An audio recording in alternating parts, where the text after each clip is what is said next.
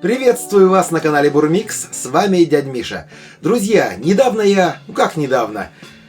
давно я готовил кулебяку и сетовал на то, что, к сожалению, у нас нет в продаже смоленской крупы. И благодаря нашему зрителю DK Satura я узнал, что, оказывается, смоленская крупа у нас в продаже есть, но называется она теперь гречневая манка. Давайте посмотрим, что же это такое. Ну вы знаете, вот на манку она не очень похожа. Больше похожа на перемолотую ядрицу. Но запах не такой сильный, как у гречки. Более такой, я бы сказал, деликатный. Но все-таки главное здесь не в запахе, а во вкусе. Потому сегодня берем за основу рецепт 1861 года из книги Елены Ивановны Малаховец «Подарок молодым хозяйкам» и приготовим смоленскую кашу. Смоленская каша бывает трех видов. Жидковатая, средней густоты и густая, которую использовали для гарниров. Я же буду сегодня готовить смоленскую кашу средней густоты.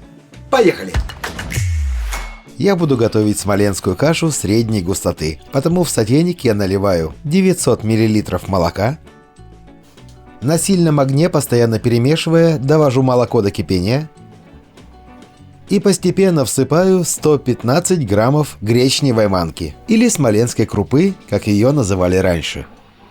Плиту переключаем на средний огонь и варим, постоянно помешивая. Я добавляю 1 чайную ложку соли без горки и продолжаю готовить. Вот каша уже почти готова. Добавляем 25 граммов сливочного масла. Можно и больше, вкуснее будет. Пробуем на вкус. Идеально. Вот и все.